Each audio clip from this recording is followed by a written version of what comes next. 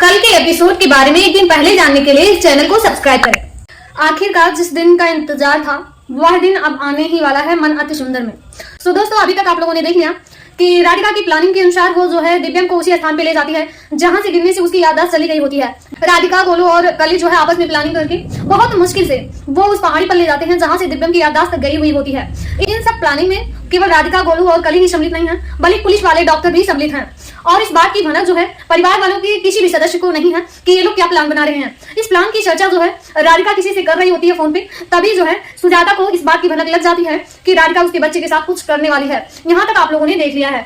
कल के एपिसोड में आप देखने वाले हैं कि जो राधिका है वो दिव्यम को वहां से गिरा देती है और वो जाके नेट पे यानी कि जाली पे जाके गिरता है, जो कि पहले से कली और गोलू जो है वो बिछाए रहते हैं। उसके बाद सुजाता जो है ये चीज देखती है कि जो दिव्यम को धक्का दी है तो वो राधिका पे बहुत भड़कती है, उसको मारने की कोशिश करती है बहुत ज्यादा। फिर राधिका कहती है दिव्यम जिंदा है। उसके बाद पूरा परिवार उस स्थान पे जाता है जहां पर दिव्यम को राधिका ने धक्का दिया था, यानी कि दिव्यम जहां पर नेट पे गिरा हुआ है। ये चीज परिवार वालों को पता चलता है और जब सुजाता जो है दिव्यम को देखती है तो दिव्यम बेहोश हो गया होता है। यहाँ तक तो आपने लगभग देख लिया है। कल के एपिसोड में बताएगा कि जब सुजाता को इस बात की भनक लगती है कि राधिका ने ये केवल दिव्यम की याददाश्त वापस करने के लिए लाई है, ये सारी चीजें जो है पहाड़ी से धक्का दी है केवल याददाश्त वापस करने के लिए, तो सुजाता बहुत ज्यादा राधिका पे भड़कती है। शायद आने वाले पार्ट में सुजाता राधिका को 2 मिनट भी उस घर में न रुकने दे, बट अभी जो है दिव्यम को याददाश्त जो है आने की सब लोग वेट कर रहे हैं। दिव्यम बेहोश की हालत में है और कुछ देर के बाद डॉक्टर भी आ जाते हैं। सुजाता उसे जबरदस्ती उठाने की कोशिश करती है, लेकिन डॉक्टर मना कर देता है, कहता है कि इन्हें अपने आप याद आने दीजिए, नहीं तो खतरा हो सकता है।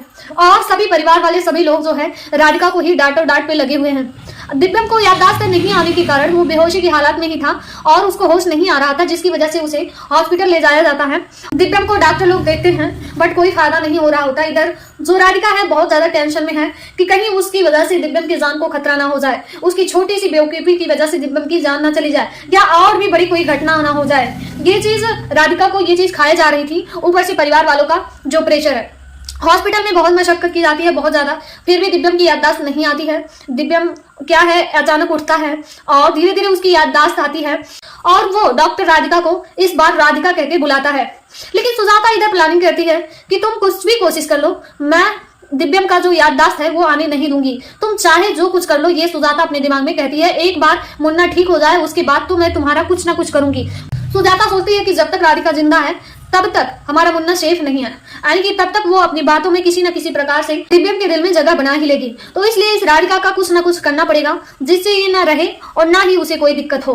अब दिव्यम को याददाश्त वापस आने की पूरी सभी लोग केवल वेट कर रहे हैं और सुजाता के दिमाग में कुछ अलग ही खुरापात चल रहा है राधिका को लेकर। दिव्यम को तभी होश आ जाता है और दिव्यम इस बार डॉक्टर राधिका को राधिका बुलाता है और उसके मुख पे पहला नाम जो होता है वो राधिका होता है।